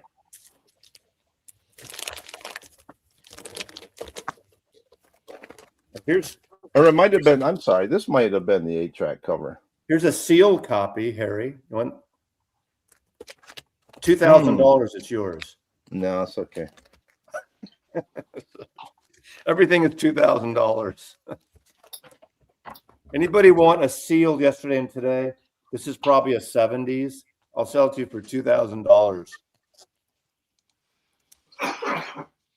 I think good question, Arnaldo. They probably I'll did. sell my Beatles mono box. Who wants my? Well, wait a second. The John Lennon. What months did Yesterday and Today come out? Do you remember? No, June. Hold on a second. When did Yesterday and Today by the Beatles? This gives me a chance to hype my latest video I did of my reel-to-reel tapes. June 66. So I thought you did that a long time ago. June 66. So the Jesus comment was that tour, the beginning of that tour. So they probably did burn Yesterday and Today covers in the South. How stupid are you? Typical, the same shit hasn't stopped. You don't like what someone says, you burn it. Hey guys, very unusual for this person to bust chops, but Trish is busting your chops. I got to tell you, she's one of the meanest people on the VC. She's so mean. Hey Trish, someone is documenting all the trolling you're doing. She has a dark soul. She's one of the nicest people there is on here. Trolling is no way to the Christmas CD she sent me. Super cool. She has a great, diverse collection of music. Super cool. Super cool. Yeah, but I made this one. Obviously, I made this myself. This was not a legitimate release. Okay. It's not. Thank you for clarifying that, Harry. Well, you I never know. thought- There's people out there that I was digging through a box and I found a Butcher cover. Now, if everyone can tune into Harry's channel, where he does a live breakdown of the Arrested Development with Liza Minnelli in it. I love that show. I've watched every episode of the entire thing 3 different times. Me too. I love that show. I could watch. I mean, it it got when they did those comeback episodes. Yeah, I think they did it twice. Yeah. The last one was lesser. Yeah, it was. But that it was show still is good. so freaking. it was My still friend- really good. Bob blah blah. Yeah. The doctor. I love the doctor. Looks like we've lost him. You son of a bitch. Did My you lose him? favorite. You know what was good is that running bit with Martin Mull as the Yeah. private detective. And another great show that nobody talks about is Freaks and Geeks. Yeah, I never got into that. I Oh, got it's into. so I good. love that show. That But really that was started the one- whole Judd Apatow. Yeah, team but up. that was just one season. By the way, But then Undeclared was good too. and that had what's the big music connection? on Yeah, that show? Loudon Wainwright, the Yeah. second or third. Mhm. I have the deluxe DVD edition of Freaks and Geeks. Really, So many stars came out of that show. I'm watching. And they're all stoners. I'm watching Slow I Horses. liked it. Slow Horses is great. There's a lot of farting. Yes. There's a lot of farting. Yeah. Farts were part of the whole MI5, secret agent thing. There was farting. I like the Yeah. father on Freaks and Geeks. Everybody dies. You know why? You know why he died? Because he did drugs. They're all dead. Well, he's the guy that's from SCTV. Yeah. Flaherty. Yeah. Faulty Towers was good. I Didn't love he that. pass away like a couple years ago? Yes. Like last year, I think. Mm. Wow. Okay. What's up, Scotty? We've hit a wall. I think this is enough. This show. This is a good example of what Mazzy's stream will be like. Here, Does this anyone is wanna Mazzy's come up? stream. Does anyone want to come Well, the up nice and thing, it's 5 reinvigorate the stream? o'clock. It's 5 Please, o'clock, so please, it's somebody East come Coast. up.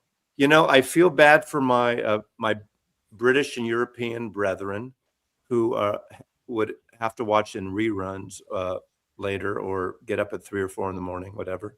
I'm sorry, but just the way it happened for now. But there'll be a handful. There's a few, like the people that don't have families and kids get up at 3 in the morning anyway. Okay. Who told Donald that he didn't really get a Nobel Peace Prize? Who fucking told him? Everybody. That was a stupid But he's getting move. everything else now. Everybody's sending him their awards. Yeah, but he realizes that it's fake, and now he's threatening. He because doesn't. didn't- I think syphilis has rotted his brain. I'm not going to do a morning show, Bill. He was a jackass. He was a jackass way before any He of was. us. True. I'm a jackass. I can't believe. I'm sorry, but I know you don't like the politics. But I can't believe some people even are going along with this Greenland thing. Like, really, that's a priority for you, Greenland, with all the Fuck shit. yeah. It's all about deflection. And Yeah, not it is. talking about the Here's, I think, what you feel without being specific, Mazzy. Here's really where your outrage, I think, is weird. Everything he does is about deflection, Of course because I you know what? You know what people are not talking about? How he took Everything. all the after the invasion of Venezuela and removing their president and taking control of the oil. He set up a account in Qatar with the money that he controls. Yep. Where are the news stories about that? You're right. You're Talking right. And about he's doing this talking Gaza about thing. talking about ridiculous Greenland allows that story to stay on the back Yeah, burner. you're right.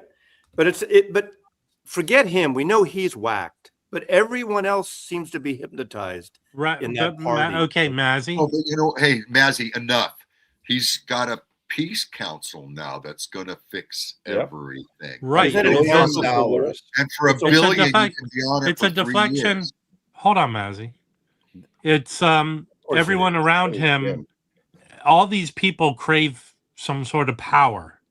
Also, But Will they ever get it? every No. I get it, senator and Chubby. every I get it, Chubster. congressperson.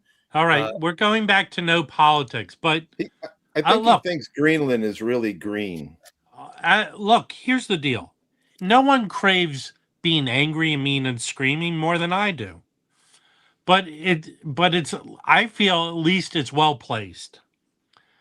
The outrage is fine. I agree with Mazzy probably on 99% of what he believes. Except for the Len Claypool delirium. Well, hold on. I think Les Claypool is one of the best bass players ever to exist. Yeah. Right. Sean Lennon, anything I've ever heard from him is not for me. So, but I'm not bashing him. I understand where his place in history lies. Is the minister of his father's estate. That's where his place is. But I got to think my view on the world is more commonsensical when things are laid out. That's all. But look, I believe here's the number one thing I believe with the record collecting. It's all about spite. I found this record and you did not. In your face. Who? I think that's more you, Rob. In whose face? Who are you aiming at? Anyone's face. All your faces. Well, I found this white label promo. So out of spite, say, I found it. You didn't. I'm not a spiteful person. No, you have to be in record collecting. No, I don't. I don't. To be honest with you, I rarely buy used rare records anymore. This is a fluke over the weekend for me. No, trust me, all of you. If you accept being spiteful about the records you find to others, you'll be in a much happier place. You'll think about politics less. You'll find the food will taste better when you put it in your mouth. I don't like to be spiteful. I would prefer to just storm off. Which you do. Hold on, here's a great one. This is perfect. Hey, all you morons. Hey, all you stupid morons. I found an autographed Dizzy Gillespie record. You didn't. Dizzy Gillespie? Dizzy Gillespie. I did. You didn't. In your face.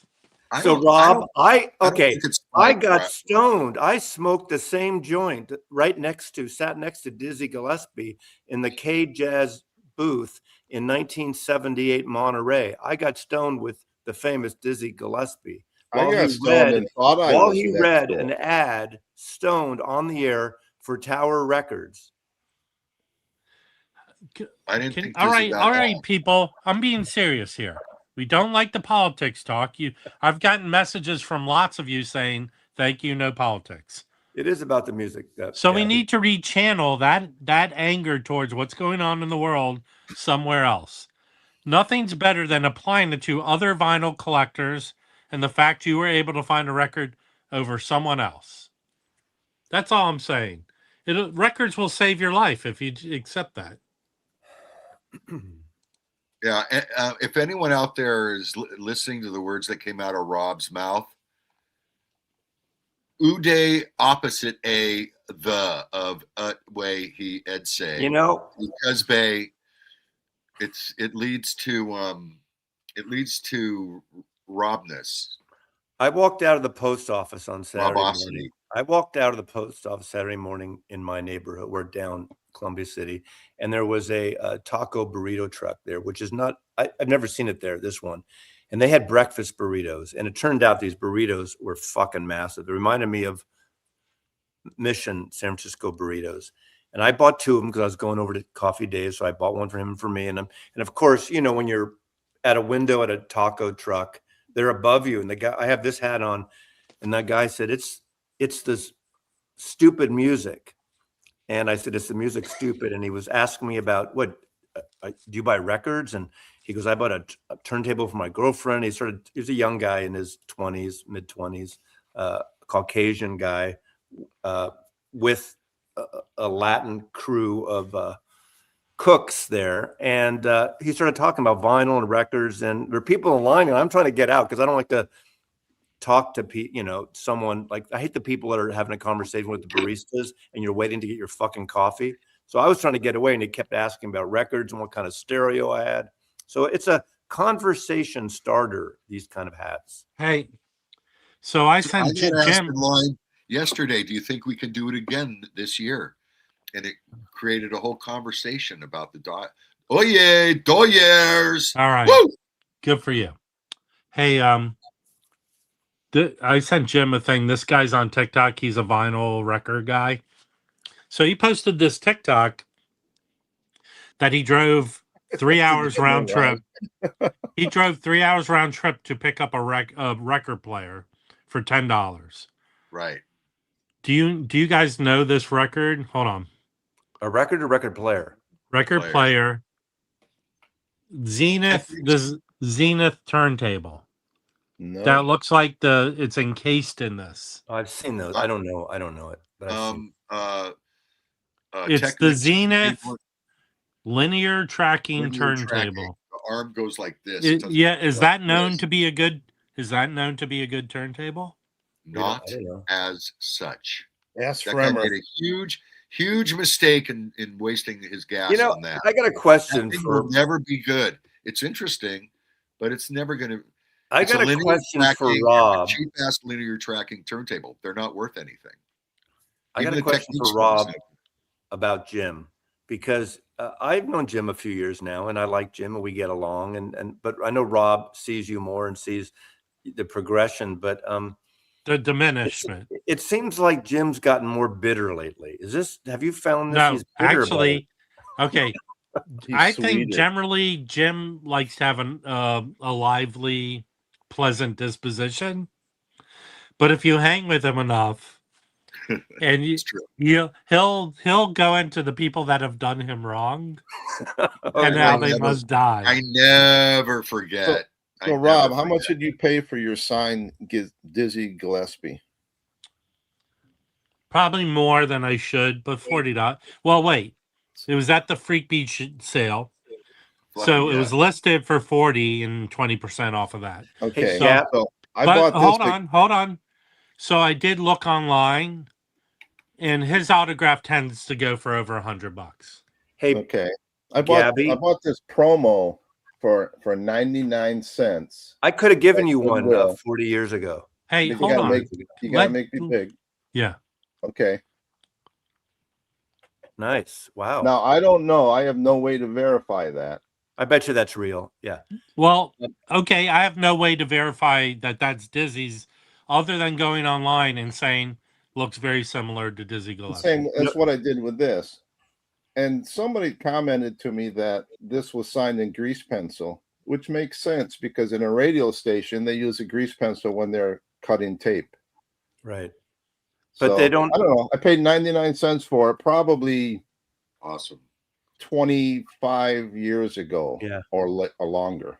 Very nice. Through shopping and buying records and stuff, I've been able to amass a pretty good autograph collection. One primarily where I accumulated a ton was Atomic got a CD collection in from some dude who had tons of promos. Some were autographed to him, some were just straight autographs. But looking online, a lot of them look legit. So am I selling them? No, they're mine. They add to my collection. I believe the fact that there was autographs on the back of the album, it's Dizzy Gillespie's autograph. That was the very first album I promoted at ABC. I would got to think that Tom Petty's autograph goes for a lot. I don't know how much he autographed. Hey, Gabby. Hold on. I waited on tables for years. I waited on Tom Petty. When I waited on him, he was so drugged up. he didn't even make emotional face. So I don't know how he didn't come off like a guy who liked to sign autographs to me. Gabby, I think next to Techniques turntables, Rigas are one of the best-selling turntables in the world. I mean, I think for the money, they're probably the most affordable kind of higher. But they go from somewhat inexpensive to very expensive. So they have Well, a whole the one, if you buy the P3, Yeah. you can upgrade it of course, right? to P6.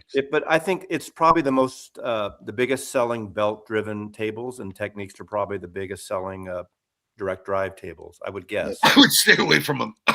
Well, here's the funny thing, Patrick. I don't think they're overhyped at all. It's a different style. I know he doesn't like them. That's fine. Look, I am not the person to speak to turntables. To your point, Patrick, I've only owned 4, but it's done me right. It sounds great. I was listening to these classic records last night. They sounded excellent. But you seem to be the only one on a negative Riga campaign. It's going to be in the $10. And it's okay that he doesn't like them. I totally understand. I'm not a negative Riga. Hey, look, I think the world of Patrick. In fact, he's one of 4 people that I reach out to for knowledge, that I ask questions to. He knows a lot. But when he hates something, that dude hates it. Here's don't ever reach out to me before I would do Riga at this point. The problem with Riga's it's a design that. Never mind. It's a taste issue too, and a personal, like, to me, VPIs are a great. A lot of people don't like the lightness. Nice.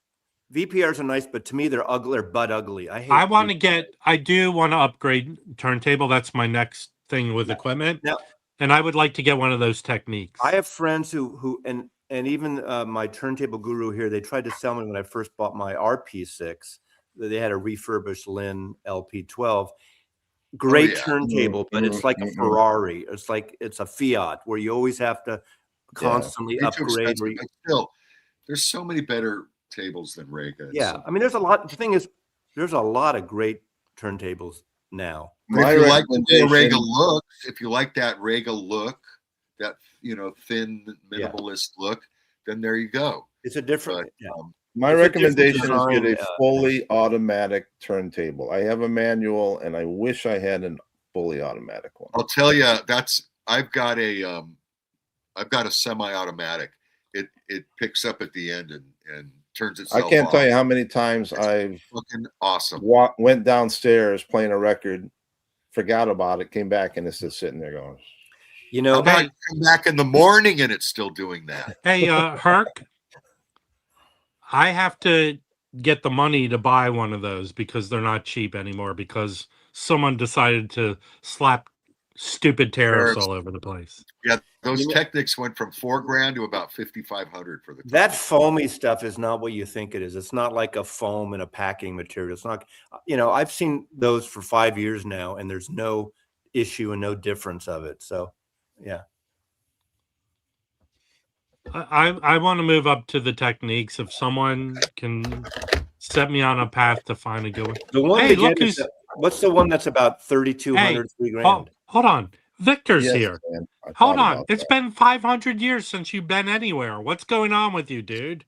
Did the space aliens drop you back on planet Earth? They don't make all their parts. They make most of their parts. They don't make all their parts. And they're all made in Britain, in England.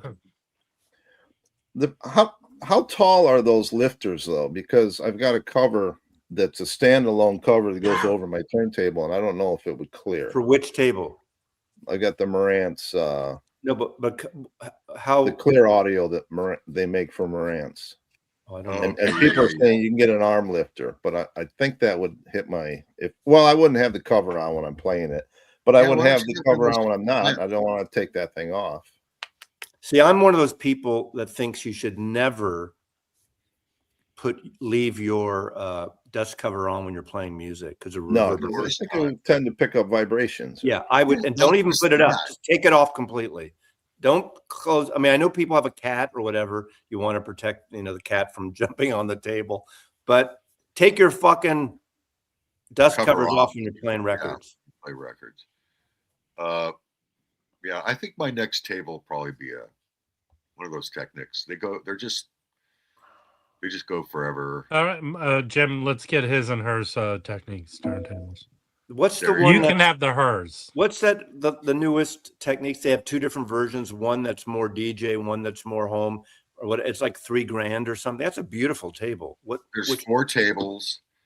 The top of the line is about about $5,000, and it has the look of the DJ. They're not DJ tables. That's the They're one that comes in black. Their audio. That'd be a good one, Rob. They come in black or silver. Then there's one with a shittier arm. Same thing, shittier arm, but none of the DJ The stuff. 1200 GR. I think it's a 1200 GR. Hold on. $4,000. Dan B, how do we know it works? If Well, it's still been in the box. PB Thal, I could have bought anything. I checked out VPIs. I checked out the Lin. I checked out Rigas. I have it now, but that's why I chose it. And then, of course, I've had 3 Rigas in a row. Not that I needed to buy 3 Rigas, but I was able to upgrade as demos became available. So going to the next level, I bought demos, which end up being less than the new version I bought of the previous model. So I've had Rigas. I could have bought a Techniques. I owned the Techniques in the 70s. In the 80s, I got a dual. I thought my CS 5000 dual in 86 was going to be my last turntable because CDs were coming out. I thought they were going to stop making turntables. I paid $600 at that time for my dual, and I have it downstairs. And it plays 78s, and it's a belt driven. Hey, you guys all heard this yesterday, but the Peanut Gallery hasn't heard it. So I would like to bring up the subject of what's the least expensive meat you can buy. Meat. And it's deer testicles. They're under $1. Oh shit. I didn't even see that coming. Hey, I didn't see it coming, and I heard it yesterday. Harry, can you do one of your patented storm offs right now, please? Yeah, the Naya's are great. That's like a 10, 11 grand table, the Naya. And vintage stuff's good. Vintage stuff's good.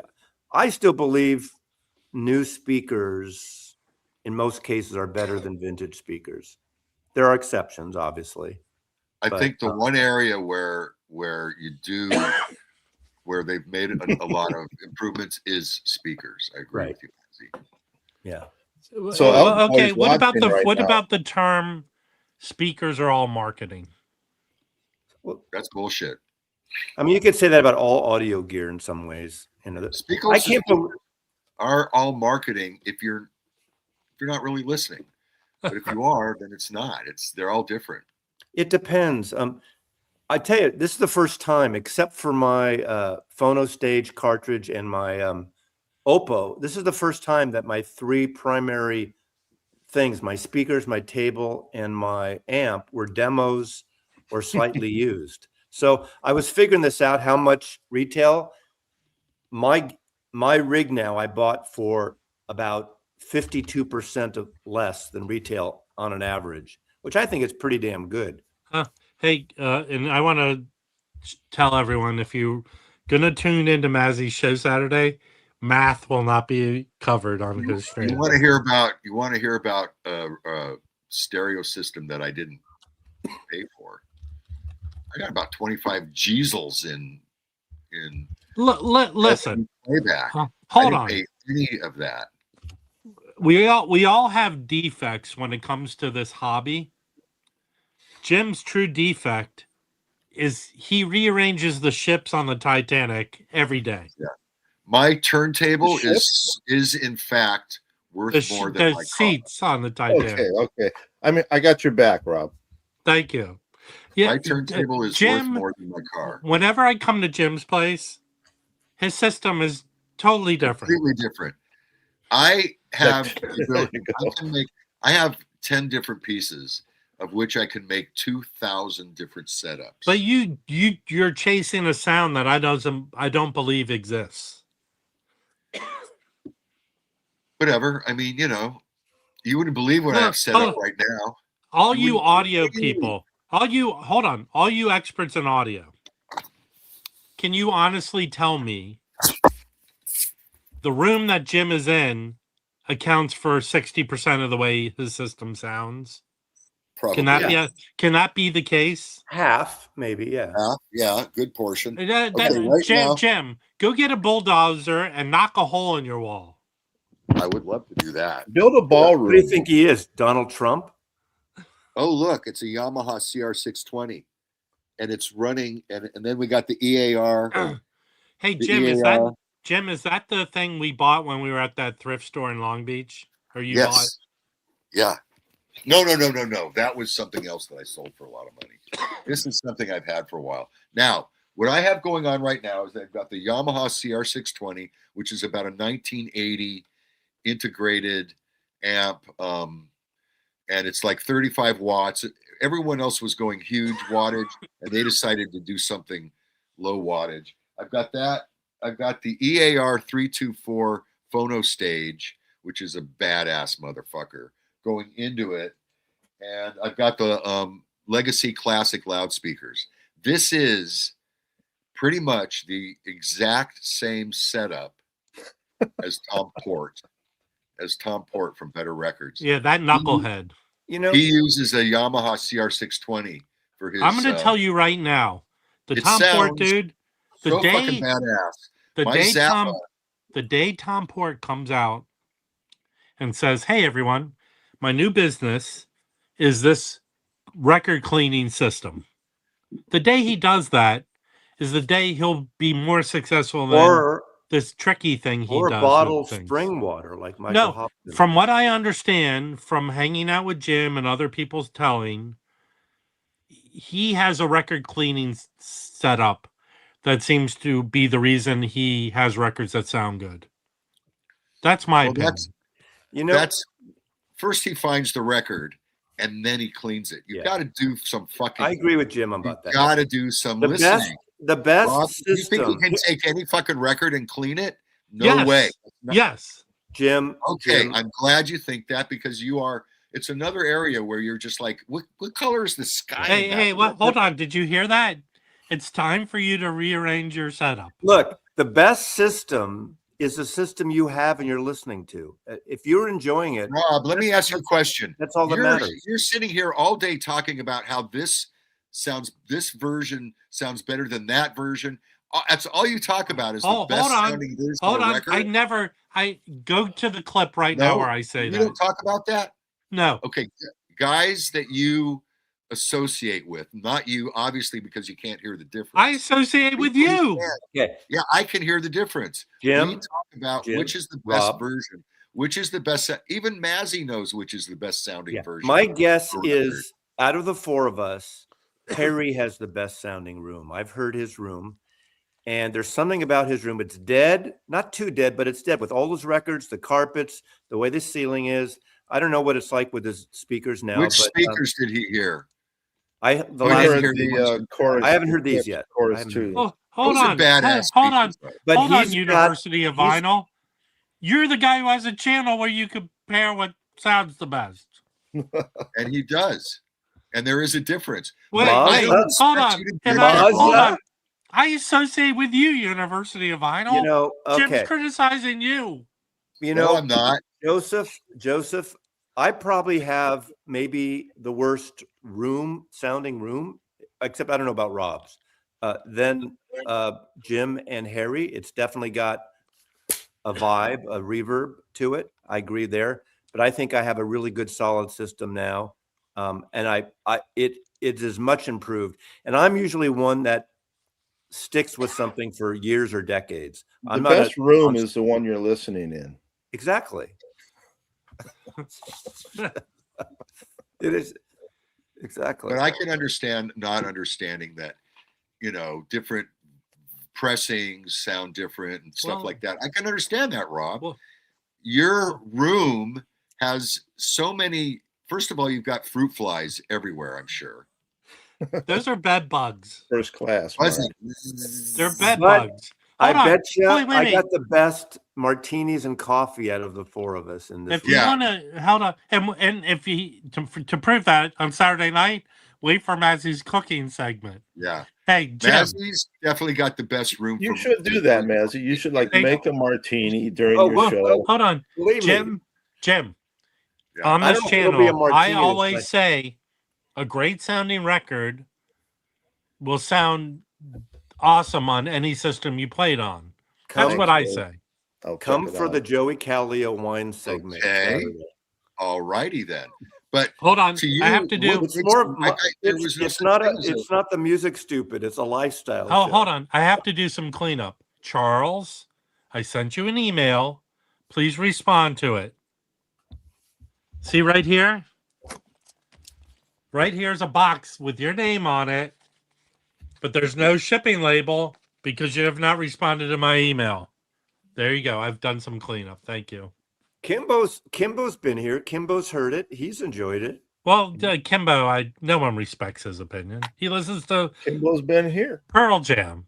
You know, I will Mazzy's say, got a great looking system. I did that, as I said earlier. I was surprised all the views and pretty positive comments on that Frampton Comes Alive video. I got a really nice, of course, it's a story, a personal story of his, but Fremer actually watched my video and posted his story about interviewing Peter Frampton and that album and that whole thing. And it was very nice that he reached out and wrote, he writes one of the long comments like I do. Like I talk and tell these stories.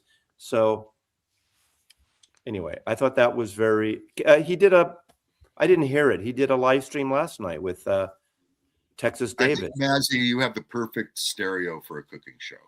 When is Stephen Schnee going to do the Andrew Sandoval interview? I'm doing one a week from Thursday, not live. I'm recording it. Rob's Is your live stream going to be pre-recorded? Wait, I can't answer you if y'all speak at once. What do you want?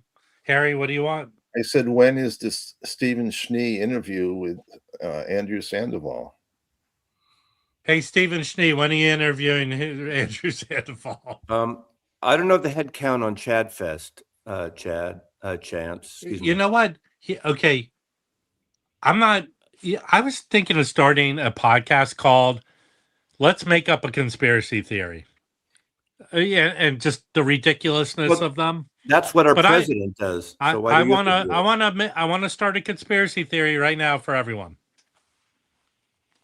Based on Leland's experience with his thread being taken down from, I think, the audiophile Facebook group, I think Chad will send out individual invites to people to attend. That's what I think will happen. Is there going to be like guest speakers? They're supposed to be mastering engineers. All the mastering engineers will be there. There's going to be bands there. There's going to be tours of his facilities. You got to pay a ticket, so it's not free. I can't imagine it being as much as Disneyland or something. And, Costco has Disney tickets right now for 2 days. I think it's $400 for 2 days. That's cheap for Disneyland, which is bizarre. Look, you couldn't pay me to go to a big amusement park. Go on social media and watch the videos of just people acting inappropriately there, and their kids there. So, what's the date on this Chad Fest thing? It's around the 20th, 19th. I don't have the exact dates yet of October. Oh, it's a ways away then. Okay. Are they moving it out? It's nice and sunny, huh? I'm sorry. Go to Kansas? Are they still doing it in Kansas? Of course, it's going to be where they're. Why wouldn't it be there? Well, you're going to see the church, the pressing plant. Kansas. Yeah, but we're not. If you go to convention, the only reason these big cities have conventions, so people basically can go out to dinner, hire hookers, and stay in a big city like New York or San Francisco. All right. Hey, Chad, hold on. Chad, if you're watching, Mazzy has a list of demands to attend the fest. Please provide hookers. Hookers. No, but it's funny. Whenever they've actually, I don't know how they figured out the technical shit. Some tech guy can figure it out. Between the Democratic and Republican conventions, those apps that I guess for sex worker apps, they're like 2 to 3 times as high during Republican conventions. Yeah, but Mazzy, when there's the Super Bowl or national championship. In fact, did anyone watch the national championship game yesterday? No. I did. You know what one thing they kept doing during the game? They kept cutting to a porn star who was in the crowd. I don't think they knew this person was a porn star. She was an attractive girl. But that's what's going around social media now, that they kept cutting to a porn star during the national championship game. I don't know So- what algorithm you're hooked up with, Rob, but I think what's happening is you're telling us a little more than we need to know. Hey, do I watch porn stars? You better believe it. I So remember I the want to do a first time- shout out to So scared. University Tim here, who I have met once or twice. I guess once. But he did a nice video on white label promos that he's picked up recently, and I enjoyed it. I watched it early this morning. Didn't get a chance. I was trying to cram all the videos to watch before this show. Hey, Nick. Well, we did it. We pulled through about a half hour ago. Mazzy and Harry were doubting we would get there. Now, But I we've may done or it. may not be here. I'm driving with Michelle to Portland, Oregon, where I'm only staying one night because I have to come back for a dentist appointment. So I think I can join in on Thursday morning, but I'll be in Portland. I'm not going to see anybody. I'm not doing record stores because I'm coming right back for a dentist, but Michelle's going to stay there for 5 days with Joseph. So, And if you're doing the countdown, that'll be 2 days before Mazzy's live stream. yes. Wow. And hopefully on Thursday morning he'll join us and give us the list of celebrities that'll be joining him on I'm his going to live put a stream. quarter-page ad together to run in the paper promoting every Saturday night, 5 to 7, Mazzy's YouTube channel. 7 copies of yesterday and today. You know why the show went so well today, Kimbo? No mention of Pearl Jam. Have a good day, everyone. See you on Ciao. Thursday. Everybody. Bye.